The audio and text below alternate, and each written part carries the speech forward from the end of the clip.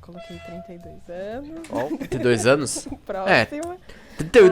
32 anos ela foi bem legal com esse cara. Eu dava uns 50 pra ele. Não, 50 muito, vai. Daria uns 45, vai. Anos. Espero, tá sendo. Pela cara dele não tem 32 nem fudendo. Próxima. Gênero musical favorito, eu coloquei rock. É rock. Faz sentido. Filme favorito. Então por que o cara tá, tipo, afirmando, mano? Como assim? A camisa me dá alguns indicativos, mas como eu não sei muito, coloquei Batman ou Vingadores. E. Ó a camisa do cara. Dá pra perceber, né? Viagem inesquecível, Estados Unidos, talvez. Alguma coisa assim. Estados Unidos. Meu nome é Luiz Carlos de Paula. Eu tenho 52 anos.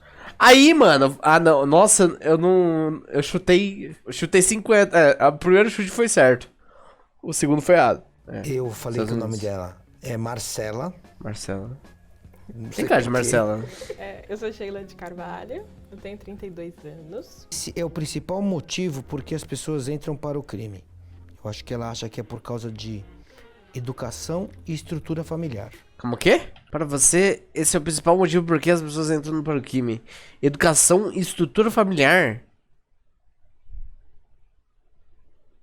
Como assim?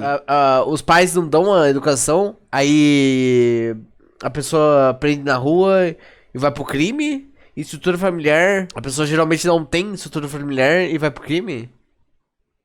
Tipo, o pai... Eu já achei que ele ia falar droga. Tipo, droga e influência. Essa é a A ausência do ensino de qualidade. Faz sentido. Tipo, o cara em vez de estar na escola, ele tá na rua. Mas não sei.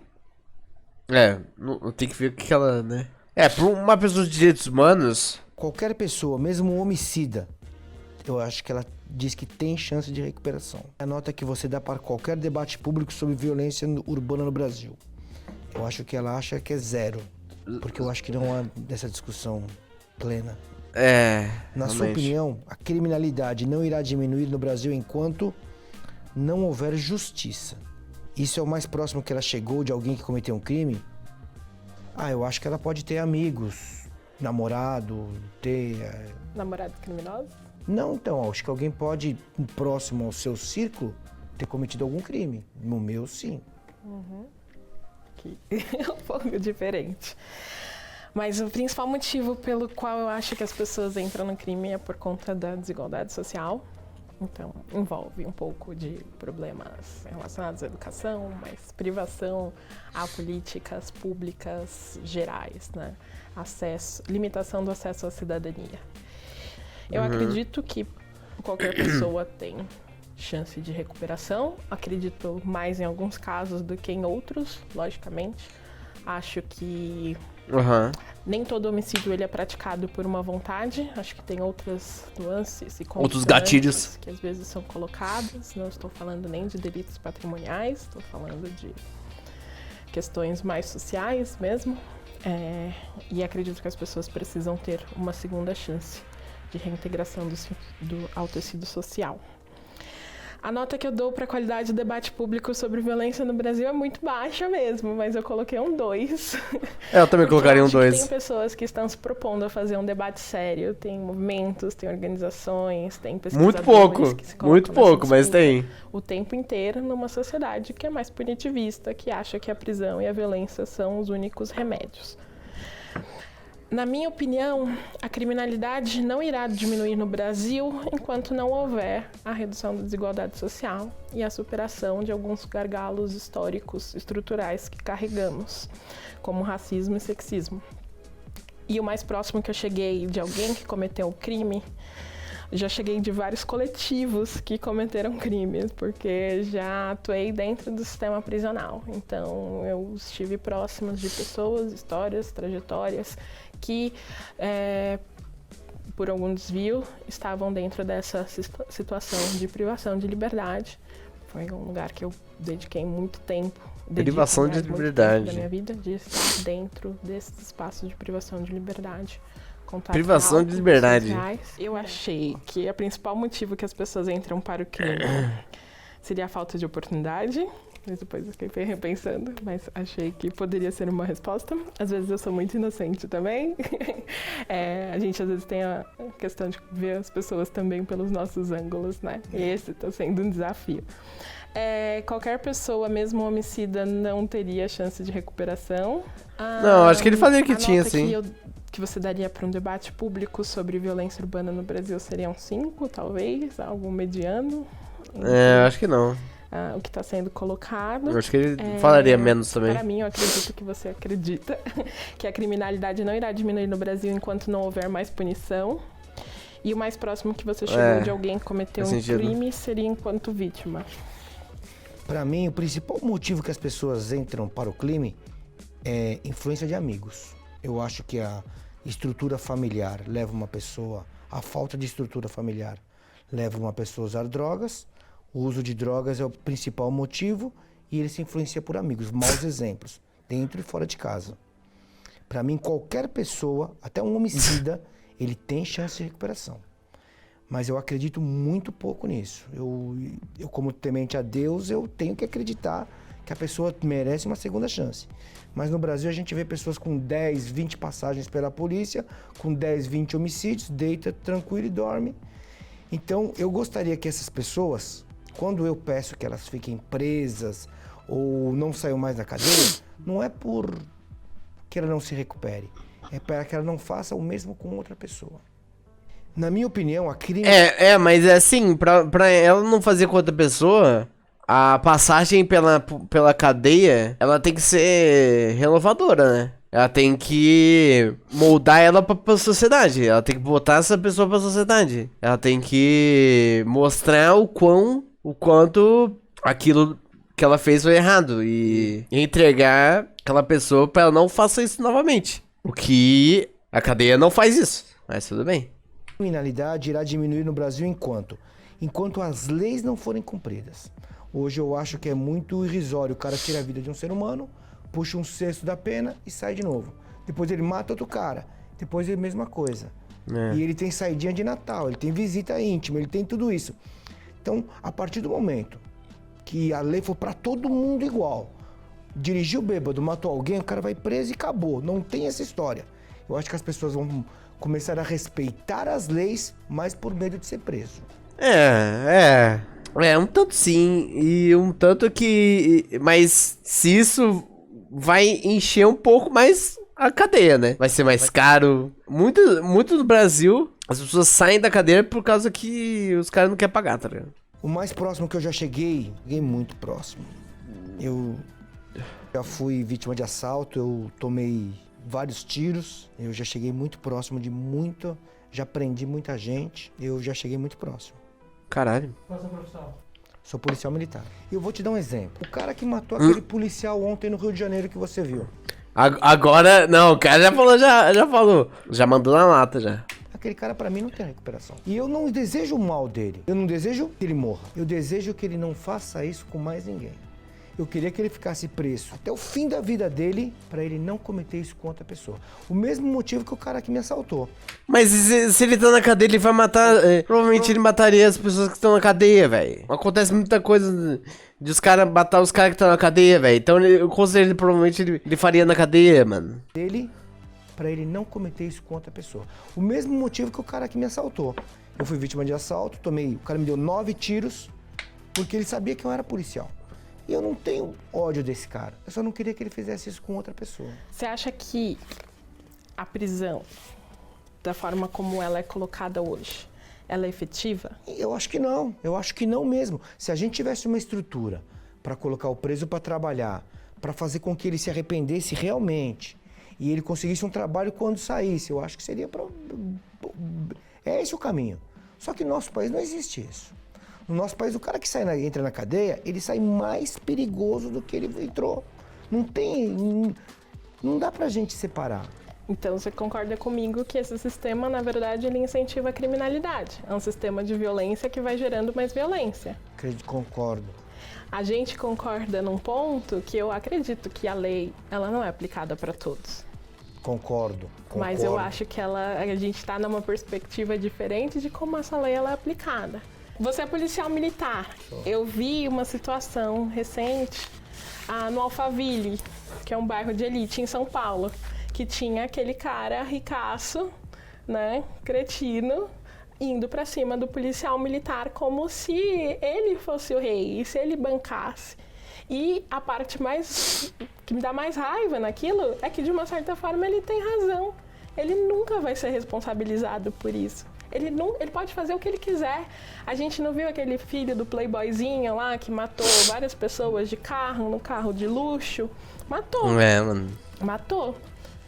E ele nunca foi responsabilizado por isso, porque ele tem dinheiro. E ao mesmo tempo, eu falo pra você o seguinte, eu sou policial militar há 30 anos, eu diversas vezes entrei em comunidades, a gente... Vocês estão concordando muito, mano. Vocês estão concordando muito, caralho. Bate ali logo. Tá ligado? Prende um cara que roubou... Estão concordando muito. Ou que matou a comunidade em volta, não sabe nem o que tá acontecendo e fecha a viatura pra tirar o cara da mão da polícia. Então, é um círculo vicioso isso. A gente tem que estancar isso. A gente tem que punir os maus policiais, expulsá-los e tratar a pessoa com dignidade humana. Pra mim, o cara que achar que ele é melhor que alguém porque ele é branco e a outra pessoa é negra, ele é um idiota completo. Pra mim, o negro, ele foi prejudicado por muito tempo, é óbvio. Mas eu acho que não tem muito o que fazer agora. A gente tem que estancar esse problema agora e começar do zero. Falar, todo mundo é irmão, todo mundo é cristão, todo mundo é filho de Deus. A gente tem que arrumar um jeito de sanar esse problema. Porque eu acho que hoje a intenção é jogar um contra o outro. A gente não tem mais... Porque pra mim é tão idiota uma pessoa que acha que é superior a alguém por causa da cor da pele, e eu sei que isso existe. Eu vou te dizer um negócio.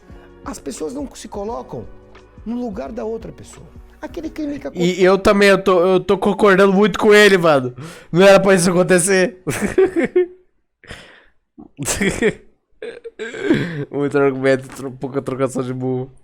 As pessoas não se colocam no lugar da outra pessoa. Aquele crime que aconteceu no Carrefour, que o cara foi morto pelos seguranças batendo nele. Ninguém se colocou no lugar. Eu não tô dizendo que ele tenha razão, mas eu tenho certeza que aquilo não foi racismo. Ele teria feito com um cara branco também aquilo, e ele fez aquilo com medo. Não, ele fez porque era um cara branco, ou porque... Então ele tá falando que ele faria aquilo porque o cara é pobre, né? Então o problema daquilo ali é porque o cara era pobre. Por quê? Porque quando ele prendeu aquele cara, ele tá colocando o cara pra fora numa boa, naturalmente. O cara deu um murro na boca dele, você viu essa cena? Aí eles colocaram o cara no chão e começaram a bater. Quando ele deitou o cara e tentou algemar, o medo dele é aquele cara levantar dali e bater nele novamente. Eu diversas vezes já prendi pessoas... Tá, mas... e daí se ele bater em você, caralho? Não justifica ele ter matado ele, porra. Consegui algemar. Porque se não algemasse ele ia pegar a gente e matar a gente. Luiz, veja bem. Então, desculpa, só pra terminar meu raciocínio. Então eu acho que a ideia é estancar o racismo. Tem que parar. Mas a gente não vai conseguir parar com essas ideias de qualquer coisa. Ele fez isso porque o cara era negro. Não é só isso. A gente tem que estancar esse vitimismo. Tem que começar a falar, isso foi racismo, mas nem tudo é racismo. Numa sociedade racista... Tudo é racismo. Tudo tende a ser racista. Ué. É isso que eu queria trazer o seu olhar pra sair... Acho que ele quis dizer que ia fazer independente da pessoa que fosse. Faz sentido. E de problemas individuais e ter um olhar sistêmico. Por partes, né? Eu acredito, assim como você, numa política de segurança cidadã. Eu acredito que o policiamento que a gente tem, a política de segurança que a gente tem, ela tem que ser para a defesa e proteção da comunidade, da sociedade. Eu realmente acredito nisso. Acho que a gente precisa pensar em formas de construir esse tipo de modelo, que seja uma polícia para proteger, uma polícia para estar junto, caminhar junto, defender a comunidade. O que não é uma lógica que a gente tem por aqui. Eu não acho mesmo eu concordo que com você. aquele agente de segurança privada do Carrefour, assistido por uma pessoa que é da força policial, teria cometido a mesma conduta num estado como o Rio Grande do Sul se a pessoa fosse branca. Não, aí isso não teria acontecido. Assim como, Então. se isso acontecesse, você acha... Vamos trazer também para a lógica do supermercado. Lembra o caso do Ricoy, que o segurança privado torturou um menino negro de 14 anos por pegar um chocolate dentro do supermercado? Você acha que se um menino branco, bem vestido, com a sua Gucci, entrasse no supermercado, ele iria bater, Não, nós não estamos falando da cor, você está falando do traje dele. Você está falando que ele está de Gucci. Aí eu concordo com você. Se fosse um menino branco que entrasse de chinelo no supermercado, ele não torturaria, porque há uma questão da disponibilidade dos corpos. As pessoas acham que o corpo negro é feito para castigo, porque isso vem assim. desde as nossas raízes históricas. Então, eu respeito o seu ponto de vista, porque você deve ter sofrido isso com as suas gerações. Mas é o que eu digo pra você, eu não consigo... Não, mano, não é que ela sofreu com as gerações, é que ela tá vendo ali, caralho. Ela tá vendo, ela viu que acontece muito mais com a pessoa preta, mano. Imaginar uma situação dessa, eu acho que pode até haver. Mas o problema também no nosso país é que vai haver uma segregação. Quem tem dinheiro vai andar com carro blindado e quem não tem... Já anda. Vai ficar do outro lado. O pessoal vai fazer essa separação desse jeito. Se a gente não tiver... Já tem. Políticas públicas envolvidas. Só que se você quiser voltar lá atrás e reparar o que os negros sofreram na época da escravidão, todos esses séculos e séculos, não tem como. Agora, o que você faria hoje para, por exemplo, cotas? Você é a favor das cotas? Sim. Então. Enquanto política temporária de reparação e inclusão. Então, mas eu acho que a gente tem que fazer de uma maneira Vamos lá, voltando diferente. no assunto da segregação. O seu medo é que a gente segregue, né? A gente... A sociedade segregue, separe, divide. Isso é de contar que a gente já é segregado há muito tempo. Mas o que está acontecendo é um movimento de que há pessoas negras ocupando outros espaços e aquela ausência que nunca foi sentida e sempre foi silenciada, agora se faz mais presente. Porque antes você não tinha negros no judiciário. Não, vamos começar por baixo. Antes você não tinha negros na faculdade. Antes você não tinha negros nos postos importantes no mercado de trabalho. Antes você não tinha negros no judiciário, na defensoria pública, no Ministério Público. Eu não acho que tenha da forma tem pouco tempo, proporcional à representação racial da sociedade brasileira. Mas tem alguns. E esses alguns fazem barulho. A gente vê, um Emicida faz barulho. Ter um homem negro ganhador de um prêmio tão importante da música mundial faz barulho. Ter uma procuradora da Bahia que ganhou o prêmio de juristas mais influentes do mundo faz barulho. Essas pessoas, elas conseguem ver na prática como o caminho para elas foi com muito mais obstáculos do que seria para uma pessoa branca. Elas conseguem ver que elas são os primeiros. Quando você conversa com uma pessoa negra que tem um diploma, a maioria deles vai falar, eu sou a primeira pessoa da minha família a ter um diploma. Eu concordo. Eu sou a primeira pessoa da família a ter um diploma. O que eu queria te mostrar é a segregação, ela existe desde aquela época. E aqui ela foi silenciada. Mano, é só você botar a cidade. A cidade é a prova viva e escancarada da segregação. Gente preta vai pra periferia. Não gente preta, mas tipo, a maioria das pessoas pretas vivem na periferia, vivem nas favelas.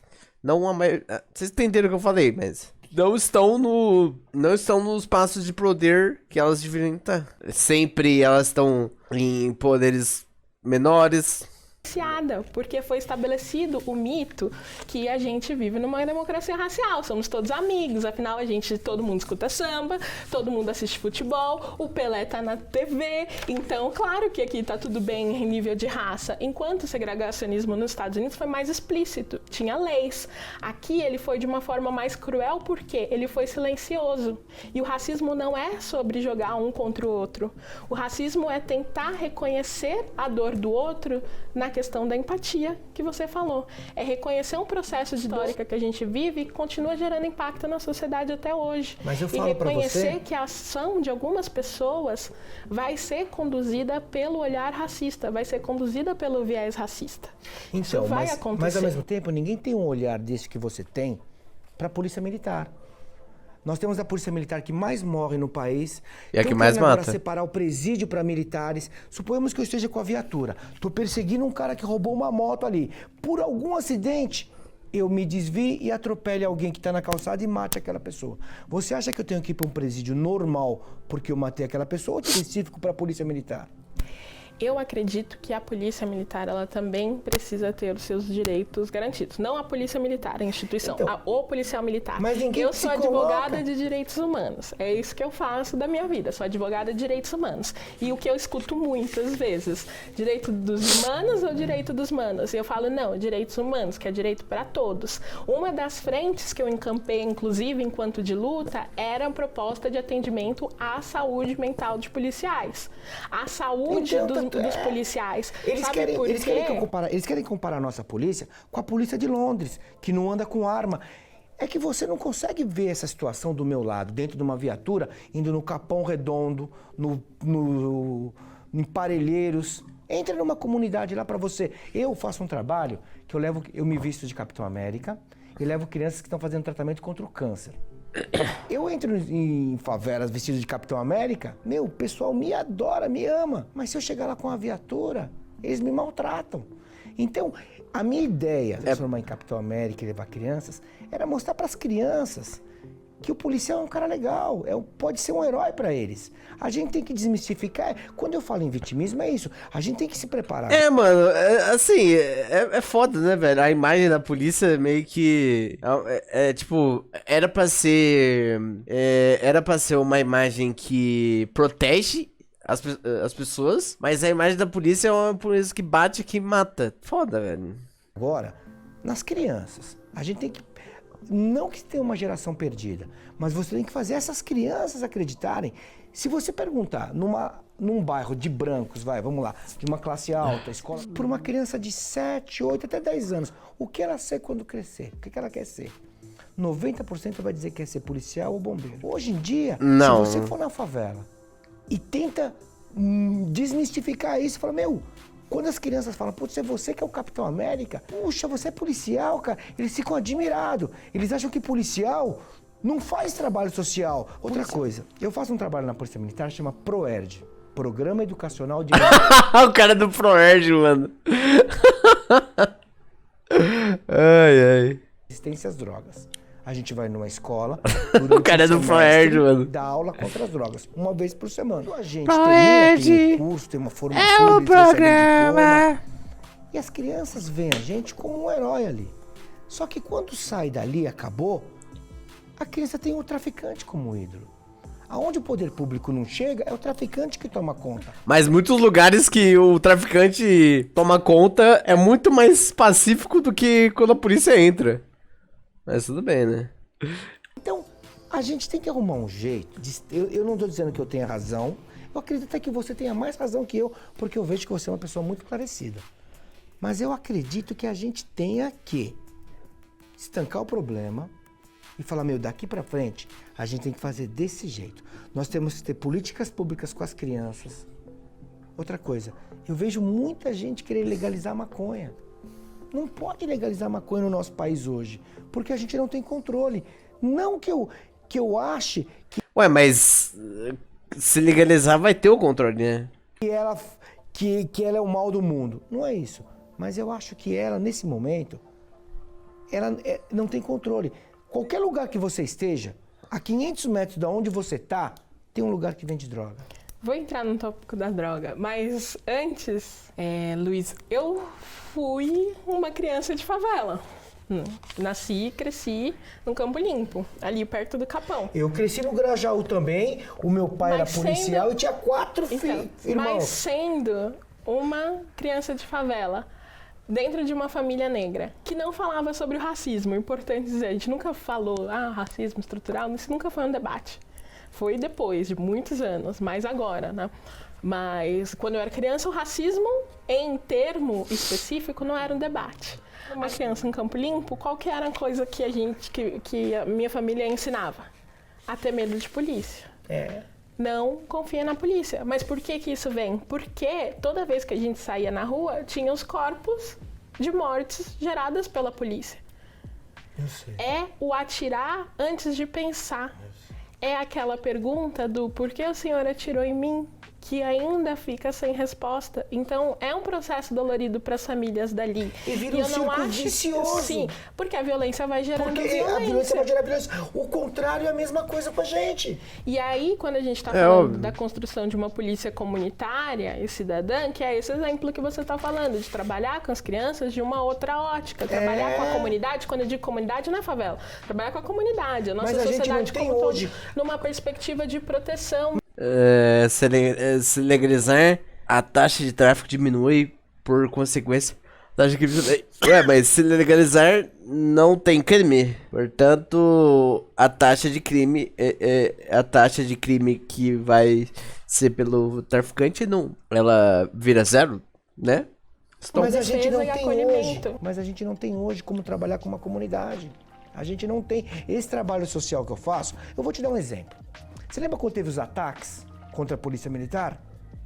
Em 2006. Porque foram 514 jovens mortos na semana seguinte aos ataques da Polícia Militar. O cara da minha companhia, do meu batalhão, morreu. Mataram ele, Dia das Mães.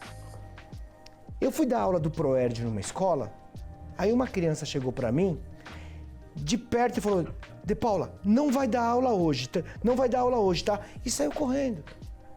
Eu tava perto da escola.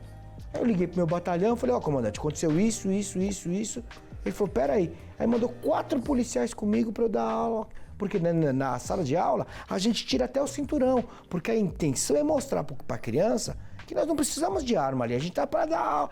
Porque o problema é que o policial, tudo que tá de errado, chama a polícia. Se é uma briga de casal, o policial vai lá. Reintegração de posse, chama a polícia militar. Então a polícia também é vista como negativa para a criança e para o jovem. Então virou um círculo vicioso. Você não vai estancar o problema sem políticas públicas.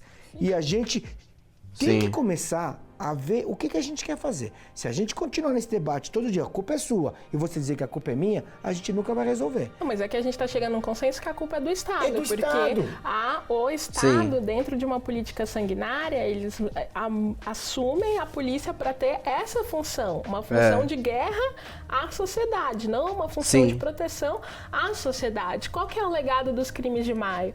É o movimento Mães de Maio, um movimento que eu acompanho desde quando eu tinha 20 anos, um movimento que eu acompanho há mais de 12 anos. E essas mães, até hoje, estão pedindo justiça pelos filhos que lhes foram tirados. Porque isso, quando você elimina uma vida... Aí eu posso falar pra você, quantas mães você conhece? Quantas mães você conhece que perderam os filhos? Que não foram pra Candelária, para o mês de maio, para socorrer os filhos delas? Muitas mais mães. Então, é isso que eu digo pra você. Nós dois vamos ter as nossas razões. Se a gente não parar... Só que a violência, ela precisa ser estancada de alguma forma. É como diz Narutinho. Narutinho quebra a sociedade. As pessoas têm que se entenderem, entendeu? Ódio gera mais ódio. As pessoas têm que se entenderem. A violência precisa ser estancada de alguma forma. Mas não é você chegando pra polícia e falar: pessoal, é o seguinte, não vamos matar mais ninguém, vamos lá na favela e vamos fazer um trabalho social. A gente não tem estrutura pra isso. Não, só que a morte, a intervenção, ainda hoje, por exemplo, hoje, 2020, que a gente não tem políticas sofisticadas, que a gente não tem políticas públicas sociais avançadas, que a gente, ainda falta um monte de estrutura. Mas hoje, 2020... a ordem do dia precisa mudar para não ser matar enquanto a primeira reação. É o controle do uso da força de uma forma mais proporcional.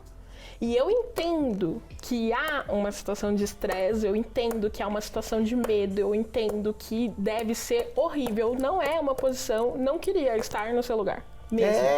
Eu não queria estar no seu lugar. A polícia também não queria. Eu queria trabalhar em Amsterdã. Que seria mais fácil para todos nós. Inclusive, para mim, advogada de direitos humanos, não ia ter violação, conseguiria ter férias. Aonde você vai falar com o cidadão, ele vai respeitar e acabou. Ele vai fumar um baseado na sua frente e ficar suave. Não é assim. Mas a gente precisa reconstruir pactos civilizatórios. Só que a gente precisa também tentar discutir de uma forma muito mais racional a forma do uso da força das nossas forças de segurança pública. Uma coisa que me incomoda mesmo é quando as pessoas falam que a Polícia Militar de São Paulo é a que mais mata. e esquece de falar que é a que mais morre. É, a que mais mata é a que mais morre. Eu sempre falo, a que mais mata é a que mais morre. Não é a opção do policial ir lá, vamos matar, ou vamos sair hoje, vamos matar um negro. Não existe isso. Eu sou policial, eu sei do que está acontecendo. Se o policial maltrata alguém, ele maltrata alguém preto, branco, não tem esse negócio. O problema... Mas maltrata mais pretos do que brancos. É o jeito que estão fazendo, não defendem a polícia. Você não viu uma associação sair na rua assim, a vida de policial importa. Vidas importam. Então, e quando a gente está falando de vidas negras importam, a gente também está falando da vida dos policiais que estão morrendo. Nós começamos com vidas negras importam. Não, vidas importam. Não, nós começamos e vidas negras importam. Não, nós começamos com vidas. Não, beleza, mas eu sustento, inclusive tá na minha máscara. Vidas importam. Nós somos todos seres humanos. Eu sei, mas quando a gente está falando vidas negras importam, a gente não está falando que outras vidas valem menos. A gente está falando que há um processo constante de falar que vidas negras não importam, que vidas negras não valem. Eu entendo que você acredita que o policial, ele vai, independente de raça, ele vai bater e vai matar do mesmo jeito. Ou vai tratar bem do mesmo jeito. Ou vai tratar bem do mesmo jeito. Só que não é isso que acontece na prática. Porque na prática a gente faz a reprodução do racismo. Na prática, os corpos negros valem menos para essa sociedade. Na prática, tudo bem você matar 12 crianças por balas perdidas só porque elas eram negras.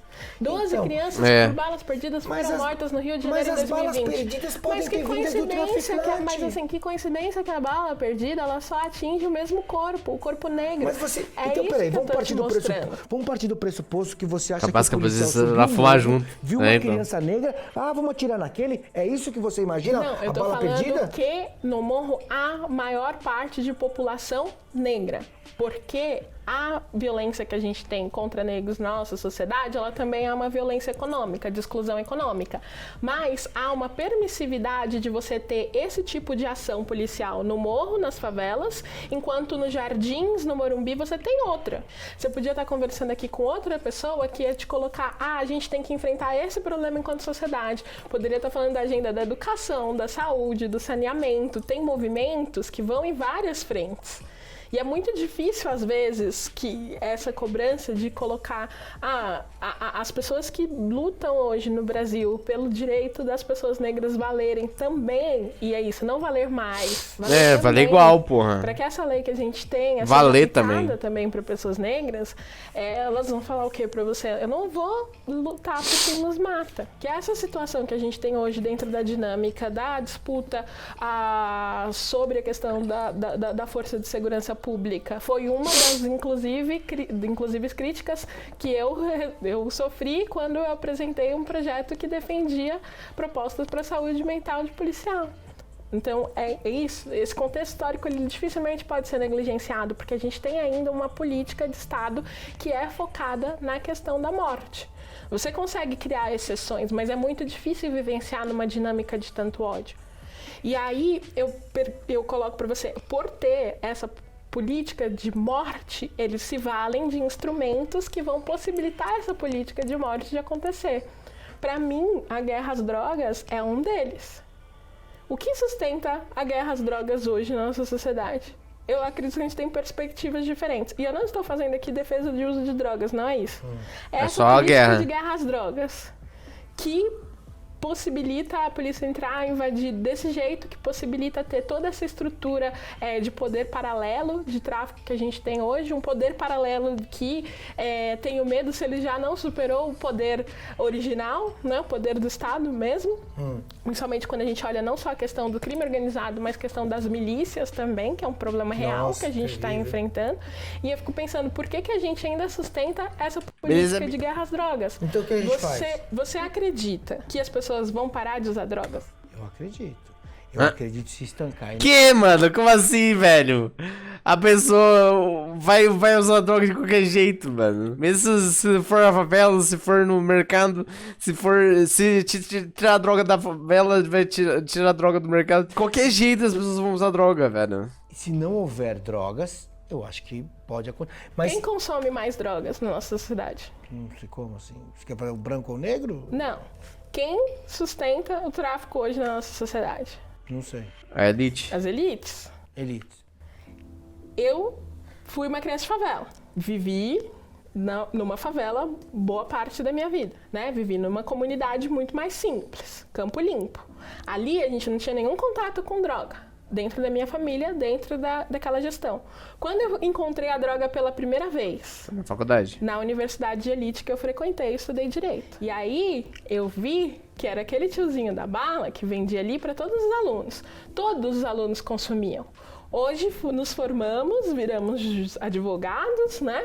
Dentro de um padrão ok de vida, e aí quando eu vejo não todos, mas uma parte significativa das pessoas que estão dentro do mercado financeiro, trabalhando no mercado financeiro, trabalhando nos grandes escritórios, nas grandes empresas, vivem à base de cocaína, vivem à base de heroína, outras drogas estimulantes, e aí eu faço, isso vai acabar? Não. Então o que a gente faz? A gente regulamenta. Regulamentar as drogas. Regulamenta. Cocaína. E aí você tá falando, eu não... Então a gente vai ser o primeiro no mundo a regulamentar o uso da cocaína. Não, tô falando que o primeiro do mundo. Disputa global que a gente ainda tá construindo. Primeiro do mundo. Agora vamos lá. Vou colocar pra você. Vamos lá. Eu acredito que as pessoas sempre vão usar drogas. Em menor e maior quantidade.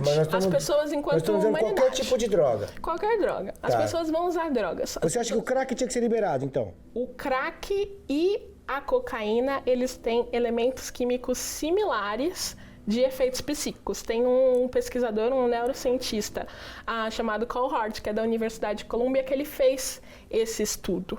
Qual que é a diferença entre a cocaína e o crack? Eu conheço ela na prática. Eu conheço ela de pessoas que eu convivi. Eu conheço ela de pessoas que eu convivi também. Então vai. Qual que é a diferença entre a cocaína e o crack? Não existe usuário ocasional de crack, para começar. Mas qual que é a diferença entre a cocaína e o crack?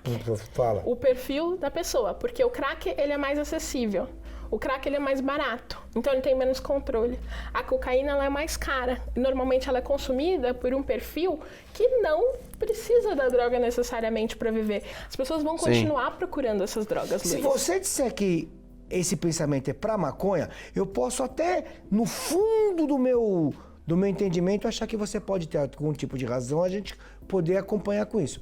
As outras drogas não. Não existe usuário ocasional de crack. O cara que usa crack pela segunda vez se torna dependente. Isso é fato. É fato. Não é ciência. É. Você está falando de um fato isolado e eu estou falando de ciência. Então, não, ciência. Eu estou te falando da prática. Eu vejo na rua. Então, você já foi na Cracolândia? Eu tô falando de ciência, de pesquisa. Sim, já fui na Cracolândia, já fiz projetos sociais. As pessoas que usam... Só que a Cracolândia, ela não reflete a realidade do consumo. Então nós estamos vivendo realidades diferentes. Não, porque eu estou te falando que há um consumo que não... É isso que a gente queria! Que não gera o uso problemático. A gente só consegue ver quando dá uma situação de uso problemático. E aí, o que a gente precisa? Retirar essa pessoa de uma situação de uso problemático, que vem com políticas de redução de dano. Mas se a gente não consegue retirar esse pessoal de uso problemático agora, sem a liberação, imagina se tivesse sendo distribuído, vendido. Sem a liberação, ele consegue acessar isso de forma muito mais fácil, a qualquer tempo, em qualquer situação, sem a gente conseguir fazer um debate público e franco a respeito. A gente não consegue falar abertamente sobre drogas. Eu não consigo falar abertamente sobre maconha e crack e cocaína com a minha mãe.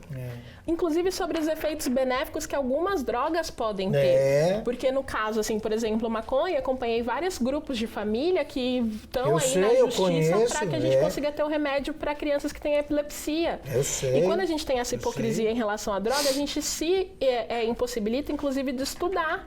Eu quero mais estudos sobre o crack. Eu não estou segura completamente de todas as consequências do crack. Não estou segura completamente de todas as consequências do uso da cocaína ou da maconha, inclusive. As informações que eu tenho, eu passo do escritor do Ronaldo Laranjeira. É um especialista daqui do Brasil que fala isso. Que é um especialista que já foi superado por várias doutrinas internacionais e pesquisadores internacionais. Inclusive tem um núcleo daqui da Unicamp destinado a só derrubar todas as teses que o Laranjeiras colocou. Mas qual que é a questão nisso, que a gente pode concordar? Que a gente precisa de mais estudos. Eu não estou falando de um mundo que vai ser implementado em 2022. Não estou falando desse universo de mundo, mas a gente precisa abrir e olhar que a gente tem um problema. Se a gente esconde que a gente tem um problema, se a gente esconde que tem filhos nossos que estão usando drogas, se a gente esconde que tem amigos próximos nossos que estão usando certas substâncias, a gente não consegue encarar isso de frente enquanto um problema social. Concordo. O crack é um problema social, a cocaína é um problema social, só que a gente não consegue discutir isso abertamente. A gente continua repetindo, ano após ano, uma receita que não tá dando certo, pensando que vai vir um bolo diferente. Mas não vai vir esse bolo. E esse bolo não tá crescendo no nosso forno. Então, é essa a proposta. Eu acho que ele acredita que os responsáveis por seus atos. Sim. A principal função da justiça em relação a um criminoso deveria ser... Eu coloquei a reintegração pelos nossos diálogos. A palavra que você usaria para resumir o sistema prisional falido? Eu coloquei medíocre. Medíocre, para você, a polícia enfrenta corretamente o crime? Não acho que enfrenta. Acho que nem enfrenta. Triste. A polícia brasileira não é racista no exercício do trabalho, como porque a gente já discutiu isso aqui também um pouquinho. Para mim, bandido nunca vai ser vítima da sociedade. Para mim, o criminoso, o ladrão faz a ocasião, não é o contrário. Mas não tem nenhuma... Não, pode ter então, mas na maioria... Porque eu cresci com um pai também muito rígido ali. Meu pai uma vez, eu lembro até hoje, meu pai faleceu há um ano, mas eu lembro até hoje, quando eu tinha 8 anos de idade, se eu chorar aqui, eu tô tentando, mas eu não vou conseguir quando eu lembro do meu pai. Era sagrado, todo domingo a gente ia comer pastel e antes de comer pastel, meu pai mandava buscar o Estadão pra ele. Aí uma vez ele me deu, suponhamos que hoje fosse R$10, eu fui lá, comprei um Estadão, o cara me voltou troco como se eu tivesse dado R$50. Eu voltei pra casa todo feliz. Falei, pai, você não vai acreditar, dá uma olhada. Aí meu pai falou, mas eu te dei só 10, por que você tá com todo esse dinheiro? Eu falei, o cara me voltou a trocar mais. Aí meu pai, pra saber se eu tinha percebido na hora e não devolver, ele falou, mas você viu na hora? Eu falei, vi. Ele me catou pela orelha, ele me levou até a banca de jornal, faltando uns 10 metros pra chegar na banca de jornal, ele falou, eu não vou te levar até lá, porque eu tenho vergonha. Mas vai lá, fala que você só viu quando chegou em casa e devolve pra ele. Aí eu fui lá e devolvi, e o cara falou assim, puxa, que bonito. Se fosse outro, não teria devolvido. E eu não teria devolvido. Mas eu nunca esqueci aquilo. Aí meu pai falou, nunca pegue nada que não lhe pertença. É o único legado que eu quero deixar pra você. E eu aprendi isso daí. Então eu acho que pode Mas haver... você tá falando de uma estrutura familiar que te deu a possibilidade de aplicar questões éticas e talvez questões morais dentro das suas ações. Eu tô falando por mim. Então eu criei, isso é o que eu penso. A principal justiça em relação ao criminoso deve ser a reintegração. Eu acredito que tem que... Mas os presídios que a gente tem no Brasil, cara, é medíocre. O cara que chega lá, ele sai formado em criminalidade, ele sai muito mais perigoso. Se o cara chegou, o cara roubou hoje uma bicicleta e for preso, lá se ele não se fizer parte ou do PCC ou do Comando Vermelho, matam ele na cadeia. Você sabia que o cara quando cai na cadeia, se ele não fizer parte de nenhum crime, de nenhuma dessas facções, a família tem que pagar uma mensalidade pro PCC pra ele continuar vivo lá? Caralho. Então, é complicado. Eu conheço casos de cara que pediu pra irmã ir lá ter relação sexual com o preso pra ele ter uma salvo-conduto lá e não matarem ele. Puta então merda. O nosso presídio não funciona. A polícia não enfrenta corretamente o crime. A polícia nem se defender consegue. Se você me disser aqui agora, eu te dou em 10 minutos o nome de 30 policiais amigos meus que morreram em serviço. E isso aí não pode ser normal, não pode ser normal. O cara que entra na polícia não entra pra matar, não entra pra morrer, ele entra pra defender a sociedade. Ué. Na minha opinião, a polícia militar não é racista. Eu não acredito, eu não consigo acreditar que o ser humano pode se achar melhor porque ele é branco, de cor diferente. E comigo, eu acho também que eu penso assim, porque eu tive uma criação, o policial que me ensinou na época, que era mais antigo que eu, me ensinava dessa maneira, e eu passei a ensinar o meu parceiro dessa maneira. Eu não admitia. Uma vez, eu vou te dar um exemplo. Eu vinha vindo com uma viatura, eu estava dirigindo e meu parceiro recrutinha do lado, que ele não tinha habilitação. Aí um carro quebrou, uma mulher quebrou o carro, uma mulher e um homem. Quebrou o carro na frente, eu parei, falei, Só tirar a viatura ali você consegue, estaciona a viatura ali. Desci, empurrei o carro do cara, parei, chamei o guincho e tal, ajudei ele e tal. Aí falou, foi embora e tal. Aí o policial, meu amigo, falou, De Paulo, não faz isso não, meu. Eu falei, o quê? Ele falou, meu, você fardado empurrando o carro de paisano. Eu fiquei indignado, eu falei, mas e se fosse a sua mãe que tivesse o carro quebrado? Aí ele estancou assim, falou, putz, é verdade. Então é uma coisa tão simples, foi um exemplo que eu dei pra ele que ele seguiu. Exemplos. A vida da gente é exemplos. Não adianta você falar pra uma criança, ó, não joga papel no chão, se você mesmo jogar papel no chão. Então se você criar o hábito de colocar um papel no bolso, chegar numa lixeira e você jogar, ele vai falar, putz, isso é legal. Ele vai ser criado a exemplos. Para ela, criminoso é vítima da sociedade. Eu posso acreditar em parte, se a gente abrir, dissertar um assunto sobre isso, eu vou até poder não ter a minha opinião formada, porque só tem essas duas.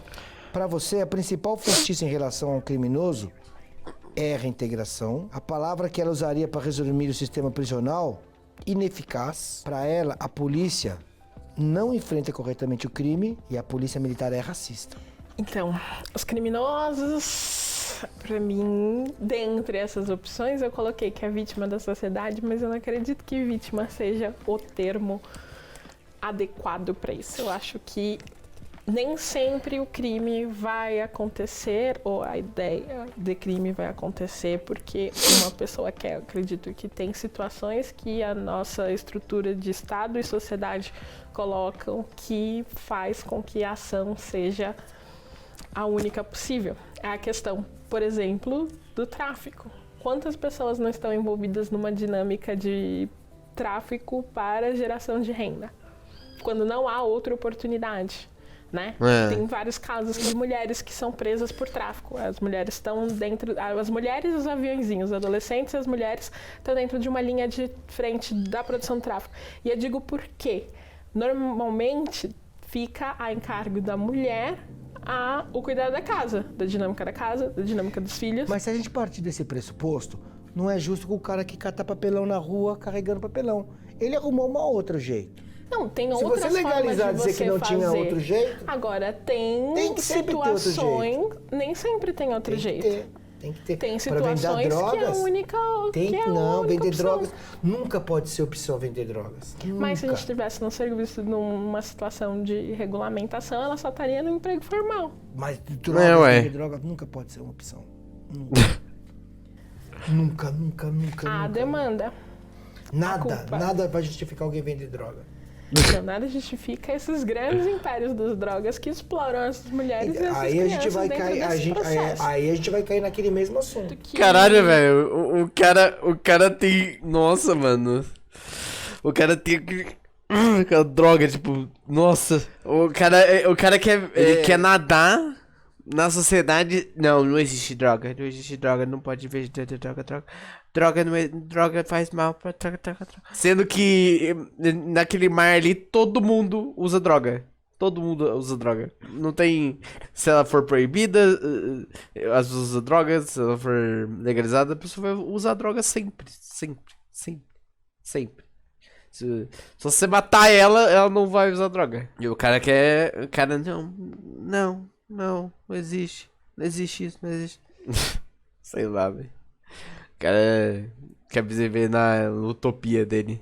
E há possibilidades de crimes que acontecem não necessariamente porque a pessoa quis fazer ou é a única responsável por isso. Eu acredito que há um meio termo entre essas colocações, até porque eu acredito que há criminosos que são únicos responsáveis por seus atos. A gente está falando de caras que batem na mulher. Ele é um criminoso. Pela lei, ele é um criminoso. E por que ele bateu na mulher? Por uma simples demonstração de força. Né? Então, acho que tem um campo ali para a gente discutir entre a questão de crime. Eu acho que a função da justiça deveria ser a reintegração, mas também é dentro dessa linha de que aquele que mata é um criminoso também, ele precisa ser responsabilizado por isso, né? Que não é o que a gente vê quando a gente está falando da questão de polícias.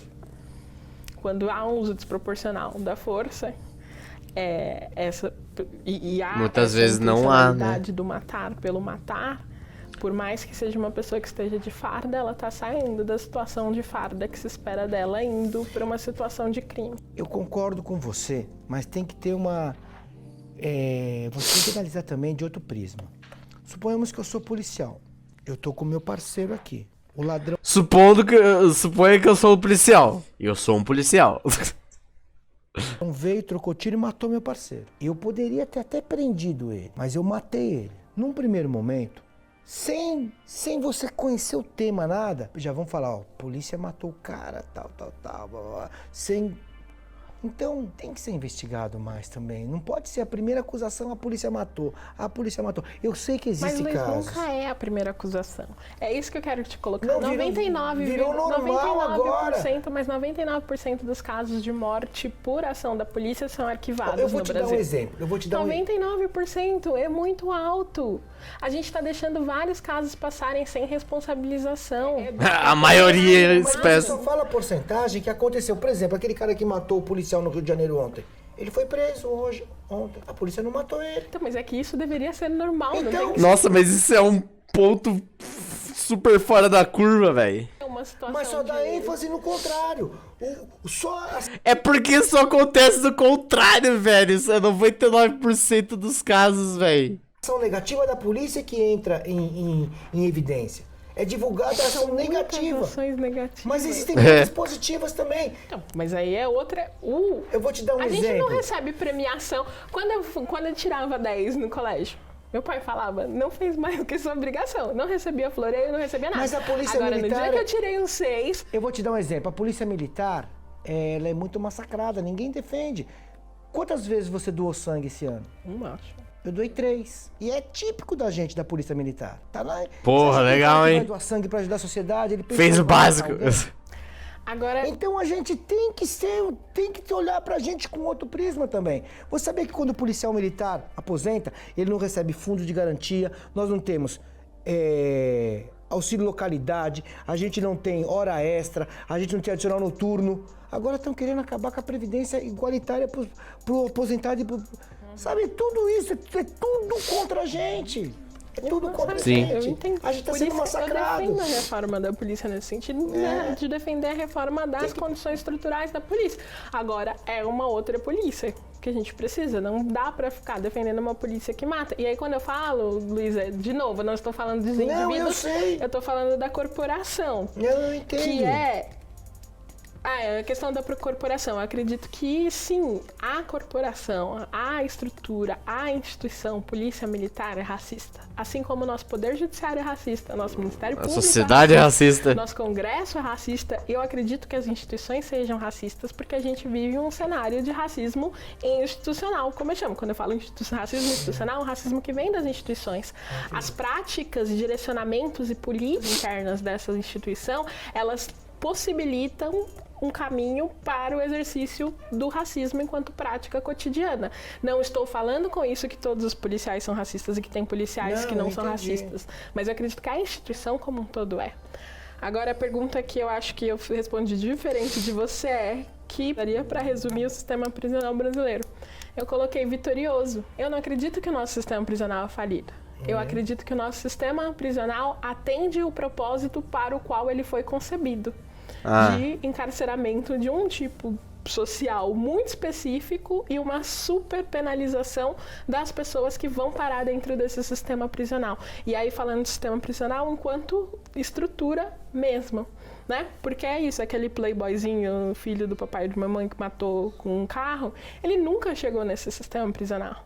Porque o sistema prisional não foi concebido para ele. O sistema prisional foi concebido para o controle de corpos muito bem específicos. Eu concordo com você plenamente. Então, eu acredito que é Mas eu um acredito sistema que vitorioso. se ele fosse negro, não teria problema nenhum também. Ia ficar que nem o playboyzinho negro.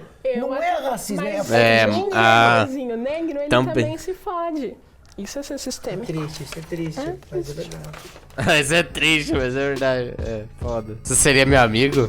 Não! Seria com certeza. Ah, eu coloquei provavelmente, gente, eu quero trocar. Mas eu provavelmente seria super. Que pra mim é um avanço.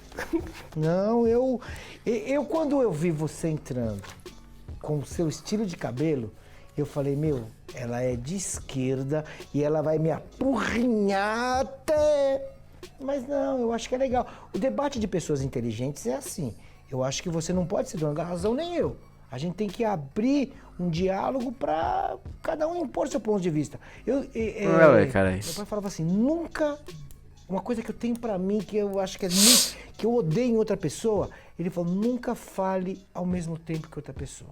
Então você aprenda a ouvir, você ele te ensinou a falar com outra pessoa, a discutir com outras pessoas? E você é assim, eu gosto de conversar com pessoas assim. Se eu começar a conversar com você me interrompe, aí eu paro e falo, não vai dar... Mas eu acho que foi um prazer. A gente conseguiu um bom diálogo. Mas você vê como já há umas presunções quando a gente se vê? Né? Do cabelo, por exemplo, que você tem um coração bom. Agora imagina uma pessoa com um coração não tão bom. Com cabelo, cabelo de esquerda. Maconheira! Então, eu já associei. Eu presumi que você fosse direita quando eu te vi. Mas eu não associei você a negra, a racismo, nada. Tanto é que você é bonita. Mas eu não, falei, não, nossa, negra. Ué, se ela fosse feia. Você coloca o do negro de não ser bonito? Eu não consigo ver essa situação. Como assim? Não, eu não consigo ver essa situação do negro inferior a mim.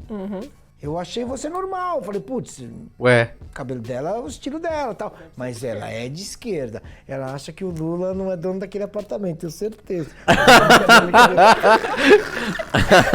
Tem razão de posse. Mas eu gostei de conversar com você. Achei que foi importante. E eu faço isso, né? Eu tenho uma Kombi, que é a Kombi dos Direitos. Ela chama Combativa. Que a gente faz diálogo sobre direitos humanos com pessoas que não necessariamente são alinhadas à ideia dos direitos humanos. E eu tenho um triciclo do Capitão bolo. América e visito crianças que estão fazendo quimioterapia. Um dia a gente junta a Kombi e o triciclo e a gente faz um grande encontro lá no Capão. Beleza. Você vai no Capão? Próximo, ali em Campo Limpo, o Capão, a divisa. Eu vivo ali, cara, eu vou direto ali. É nóis, combinado. Tá bom. Fechou. Da hora. Foi muito bom.